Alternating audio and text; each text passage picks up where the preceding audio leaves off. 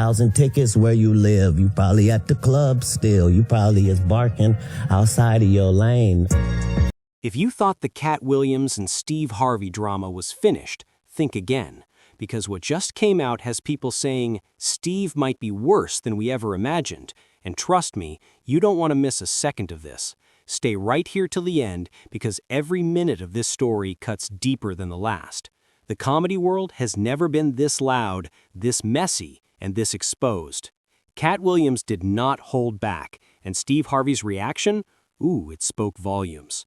Rules. The problem is, these people go get these podcasts who have no FCC rules to abide by. Mm-hmm. But you have to remember, even though you're on a podcast, you still got a brand. Yeah. And so you can't say what you want to say and expect to be relevant and not get canceled. You can't have a podcast, let somebody come on your show and talk about your friends. I agree. Okay, you got a podcast. Y'all got a guest on here. And he starts slamming Fred. He knows something about Fred, happened in the past, will lie or not, and just starts slamming Fred. Y'all got to shut that down. Yeah. Because this your brother. You got to protect him. And you got to protect the brand. People are now asking if the polished, family-friendly Steve Harvey has been hiding a darker truth this whole time. And the way things are coming out, it looks like Hollywood has been sitting on secrets for years. Everything changed when Katt Williams came back swinging in his viral interview with Shannon Sharpe on Club Shay Shay. You could feel the shift. It wasn't jokes. It wasn't light-hearted shade. This was Katt Williams, raw and unfiltered, calling out Steve Harvey, Cedric the Entertainer, D.L. Hughley, Kevin Hart, Chris Tucker, Jamie Foxx, and even Diddy. But today, we are focusing on the storm between Katt and Steve, because Steve Harvey finally reacted, and the internet caught every tone, every look, every breath. It wasn't just a response, it was a crack in the image. Stay right here, because by the end, you will look at Steve Harvey very differently. Katt Williams has always been the truth teller of comedy. People say he's unfiltered, too real, too bold. But fans love him because he speaks on things others won't touch. Meanwhile, Steve Harvey has always been the corporate darling, the smooth talker in Suits, the clean face of daytime TV, the guy who gives advice on family, love, and success. Two worlds that were always going to collide, and when they finally did, it blew up Hollywood. Katt once said, "We not in the same league, we shooting at two different baskets." Not. You think I'm a blood, you think I'm a Crip. I'm from Ohio. I'm a comedian. I'm a father. Right. I'm trying to do something out here. And that line aged like fire because recently, Steve Harvey finally responded to everything. And if you listen closely, his reaction didn't sound like confidence. It sounded like a man trying not to crack. They don't do that no more. So you come on my show, you spread all these lies about some people that I call my so-called friends, and I just let you sit there and check it. And because your podcast had so many views on that right there, your next guest is the same type of guest. Because now you want your money to be made off clicks and views at somebody's expense. Well, now guess what? You got to pay for that. Because once you put it out in the universe that I want clicks and views, the universe does not differentiate. It just gives you clicks and views. So now, here they come the rest of them. And now you got clicks and views. Mm-hmm. My question to that, though, is there was a podcast, and there was a comedian who talked about you. And you waited a while before ever responding to Katt Williams. Mm-hmm. Well, see, first of all, I ain't really good at social media, so I didn't even know that was out there. But they can, like, really kiss most of the corners of my ass. When you say stuff like that. First of all, man, let me say this. If I had a chance to talk to Katt about anything, I would just ask him what's wrong. Just what's wrong. Let's go to that. Listen to me, man. Just because a person sits on the show and don't hesitate or say or and speaks eloquently, that don't mean it's true. That just don't mean it's true, man. And I probably shouldn't have said anything. That's a regret I have. I really shouldn't have said nothing. Cause we not in the same league, dog. We shooting at two different baskets. I shouldn't even have said nothing. And so really, man, I think I would apologize to him if he took offense to what I said. I was joking, but I would apologize to him. And like I said, if I had a chance to sit down with him, I would just say, hey, man, what's wrong? But you got to look at the whole tone of the interview. If the whole tone of the interview is what everybody else ain't, what everybody else ain't got, what everybody else doing, I think that's kind of like hate and jealousy. And hate and jealousy is a form of grief.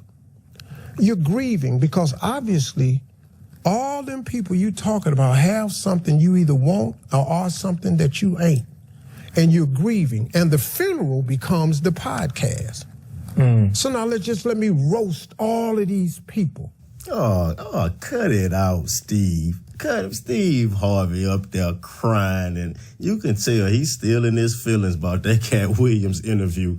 That shit did some big numbers, man, because he can't let it go with his Mr. Potato Head looking ass. He's trying to garner some sympathy. Man, don't nobody want to hear that, because first of all, if he was just up there roasting people, the man is a comedian. That's his job, shit, to get up on that stage and make the... When Ryan Clark asked Steve Harvey about the drama, Steve tried to laugh it off first, but then his voice changed. His tone shifted. He said he regretted responding to Katt Williams in the first place. He said he should have just asked, "What's wrong with you?" Sounds harmless, right? But listen again. Steve never addressed any points Katt made. He didn't clear his name. He didn't speak on accusations. He didn't show proof. He just tried to paint Katt as emotional, unstable, bitter. That's not clearing your name, that's deflection. When someone attacks your character and you have nothing to hide, you defend yourself with facts. But Steve? He chose to push doubt on Katt's mental state instead. People online caught it immediately. They saw fear, not confidence. They saw discomfort, not innocence. That concerned tone was shade wrapped like a smile. And then Steve said the line that shook fans. He claimed just because someone speaks smoothly and confidently doesn't mean they're telling the truth. He basically called Katt a liar without ever addressing any of the accusations. And here's where people started asking questions. If these claims were just jokes or bitterness, why respond at all? Why look bothered? Why be defensive? What exactly is Steve so worried about? Let's be honest, Steve Harvey has always protected his image more than most stars. He is polished, rehearsed, media-trained, and brand-safe at all times. But when you peel back the layers, there have always been whispers. Rumors about how he treats staff. Rumors about ego. Rumors that he is not the humble, smiling man you see on TV. Then Katt Williams dropped even more. He accused Steve Harvey of stealing from comedian Mark Curry, the same Mark Curry from Hangin' with Mr. Cooper. Katt claimed Steve copied his style, his show idea, and even the character concept. Katt said Steve apologized privately, but never publicly acknowledged it. That's not small. That's career-changing if true. And it didn't stop there. Katt claims Cedric the Entertainer stole his legendary joke. Cedric denied it, but Katt said Cedric admitted it in private too. So now you've got Steve and Cedric, two kings of comedy, being accused of stealing. And then D.L. Hughley gets dragged in, another king. And suddenly the entire Kings of Comedy lineup has cracks. If you don't know, the Kings of Comedy lineup was Steve Harvey, Cedric the Entertainer, Bernie Mac, and D.L. Hughley. They were seen as brothers, legends, but Katt said the brotherhood was a lie. He said egos, jealousy, and politics ran the show. He said Bernie Mac was treated unfairly, that Steve Harvey wanted the spotlight so badly he couldn't stand Bernie being the real star. That's a bold claim, and whether you believe it or not, it hit hard. And then Steve made a move years ago that still haunts him, that leaked memo to his staff. Remember, when he banned his staff from talking to him unless they scheduled it? The memo literally said, don't approach him, don't speak to him in the hallway, don't knock unless invited. That shook people. It didn't look like a warm, humble family man. It looked like ego. It looked like control. It looked like a man who didn't want to be touched by the people who worked for him. And yes, stars need boundaries, but that memo sounded cold. It sounded like someone who forgot what it feels like to be human in the workplace. Katt Williams pointed to things like that and said, "See, the mask is slipping." And guess what? Fans noticed. They remembered every moment when Steve Harvey seemed defensive, irritated, or controlling. They remembered the Miss Universe error, where he blamed production. They remembered the family feud moments when he snapped at contestants. The cracks were always there, but now people feel like Katt Williams gave language to what they sensed but couldn't say. But let's rewind to the personal side, because this drama is more than just jokes and careers. It's about pride, jealousy, reputation, betrayal, and fear. Katt Williams has always said he never needed Hollywood. He built his career from the ground up. Atlanta clubs, Cincinnati grind, Oakland nights, street tours, then stadiums. He wasn't picked by the machine. He earned his crown. Meanwhile, Steve Harvey moved into the Hollywood machine smoothly. Talk shows, radio shows, book deals, movies, game shows. That's not a bad thing, but it means Steve plays by industry rules. Katt never did. And in Hollywood, the loud truth teller and the polished empire builder will always clash. And now here's where things get chilling. Katt Williams once said Hollywood blacklisted him for speaking too much truth.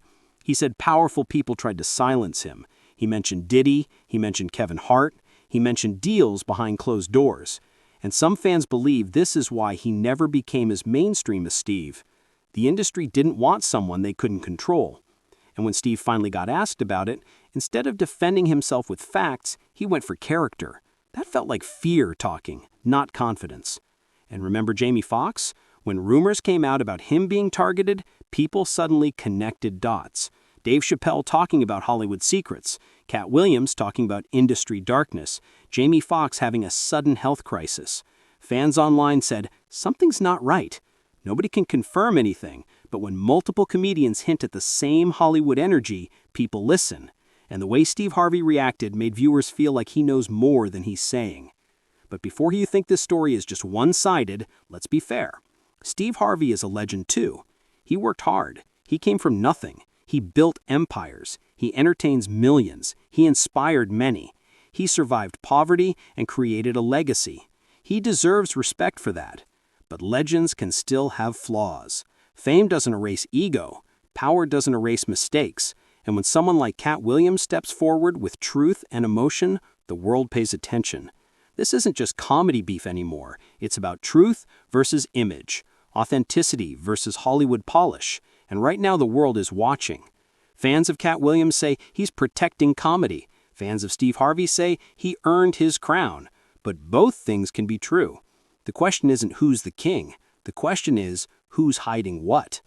And as this unfolds, look at the reactions. D.L. Hughley refuses to go on Club Shay Shay. Cedric the Entertainer stays quiet. Steve Harvey gets defensive. Katt Williams keeps talking. Simon speaks. Tone speaks. Energy speaks. Something bigger is brewing in comedy, and this might only be the beginning. The truth always finds light. Sometimes slowly, sometimes suddenly, but always eventually. So keep watching, keep listening, because the way this story keeps unfolding, we might not have heard the biggest part yet. And if Katt Williams decides to talk again, Hollywood better buckle up. Because he never fires one shot. He unloads the whole truth each time.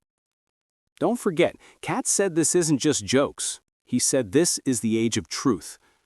And now, everyone is waiting, including Steve Harvey himself. Stay tuned because more receipts will drop, more voices will speak, and more masks will fall. And no matter which side you stand on, one thing is clear. Comedy will never be the same again. Watch how this plays out, because the truth always returns, even when people try to bury it. Until then, hold on, because the true storms are only getting louder. If you think that was the climax, oh no. Because just when the internet thought the dust was settling, a new wave of whispers hit the scene. And this time, it's not just comedians talking. Insiders are starting to hint too. People close to the industry are saying, y'all are only hearing the surface. The real story? It's deeper, way deeper. Now here's where things get even wilder. Because comedy beef is one thing, but legacy? Power? Hollywood loyalty? Those hits don't fade. Those echoes stay forever. And trust me, Hollywood hates noise it can't control. And right now, Katt Williams is the loudest voice in the room, and he ain't reading from anybody's script but his own. But watch what's happening now. Look closely. Suddenly clips are resurfacing, moments where Steve seemed irritated by the late great Bernie Mac's shine. Old interviews where Bernie hinted at Hollywood snakes in suits. Fans are replaying backstage footage, rewatching the Kings of Comedy documentary, searching for every micro-reaction, every side-eye, every pause. And it's like people are saying, wait, this tension didn't start on Club Shay Shay.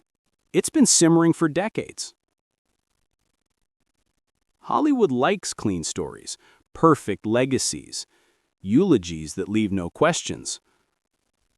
But this one is different. Because Katt didn't just open a door, he kicked it off the hinges. And when you start questioning legends, you don't just shake careers, you shake foundations.